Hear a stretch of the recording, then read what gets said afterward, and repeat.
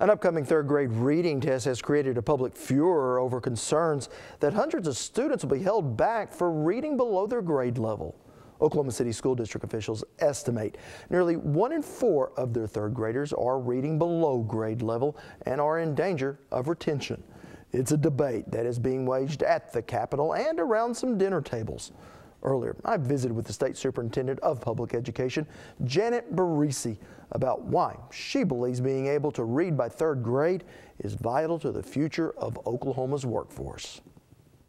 Well, Superintendent Barresi, I've heard you say that, and it's been said before, reading is fundamental, and that's why we're making these efforts here in the state. Absolutely. If you can't read, you can't do anything else. We know that even kids that are struggling in mathematics are struggling readers as well.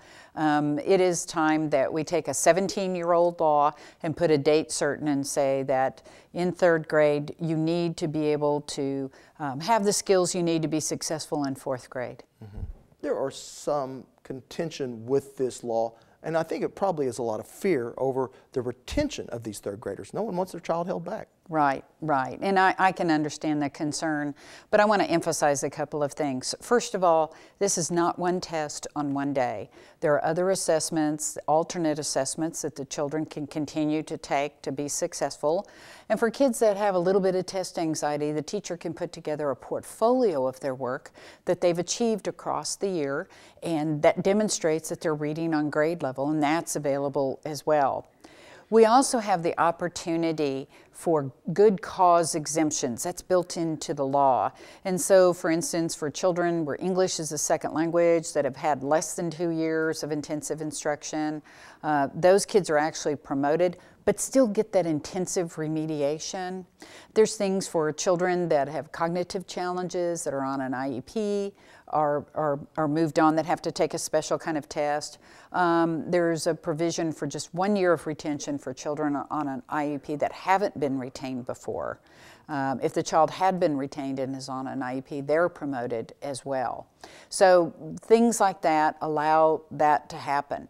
So retention, the second thing I want to stress, retention is a last resort. It's a last resort. So what is the role that parents can have in all this? Well, first of all, a parent is the most important and the first teacher of every child. And so it's important as a parent to begin speaking to your baby and build vocabulary as you talk with your baby and encourage language development. And yeah, those nursery rhymes are important. That itsy bitsy spider is a big part of pre-reading skills, that they learn the rhythm and the sequence of language, and that actually is a pre-reading skill. So want to make sure that little ones have a very good vocabulary by the time they enter kindergarten, because that gets them ready to learn to read. Yeah, you know, I distinctly remember when I was in second grade that my reading skills weren't up to snuff. And I remember sitting in my mother's lap or at the kitchen table reading every night. And I may not have loved it at the time, but it seemed to work. I do it for a living now. You know, I did that too as a parent and read to my kids and things like that. But my kids actually were struggling readers themselves. And I know that they became special ed students, were on an IEP at an early grade. And when they got into fourth grade was actually my toughest day as a parent. Driving my son home from school, he looked at me and he said, "Mom, am I retarded?" And that stopped me in my tracks. I had to stop the car. And I asked him, I said, "What on earth are you talking about?" And he said, "Mom, I don't want to stand up and read anymore. I had to read out loud in class today." And he said, "I can't read like the other kids." And he said, "I don't want to go to school. I don't want to read." He said, "This isn't fun." That really stops you as a parent, but it also helps me know about what kids go through that are put into a grade not ready to do that level of learning. In fourth grade, kids stop learning to read and they start reading to learn. It's a big transitional grade. My son was in there and didn't have the tools that he needed. And just by sheer luck and blessings of the Lord, we were able to get that model that we're teaching now, which is extended time on task, and met with an incredible teacher who really understood that the approach to his reading had to be different, not the way it had always been. Those two things together, he began to progress, still struggled quite a bit, and quite frankly, fourth and fifth grade was pretty tough. And sometime around March or spring of his 5th grade year, it just clicked, because reading is a skill.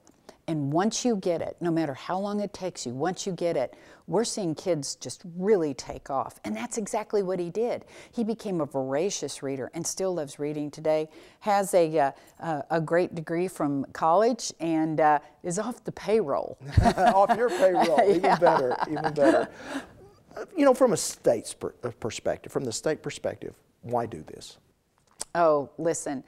Reading is so important for the overall success of young people and really being able to attain their personal goals. Look, if you take a look at statistics about what happens to struggling readers, the one thing I can tell you is that 7 out of 10 prison inmates are reading about on a 4th grade level.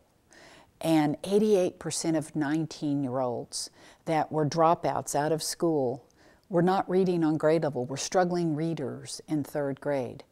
75% of individuals that are on food stamps are poor readers, do not read very, very well.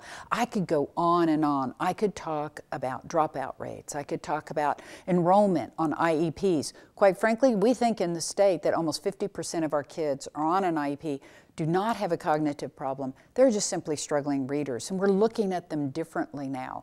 We expect, as in other states that have had a long experience with this, we're going to start dropping that IEP enrollment. We think we're going to start dropping the illiteracy rate, increasing high school graduation, and the big goal is reduce remediation rate when these young people get to college. Yeah, so certainly a personal, a social, and an economic issue. Absolutely. Well, Superintendent Barresi, thank you so much for being here. My pleasure. Thank you for the opportunity.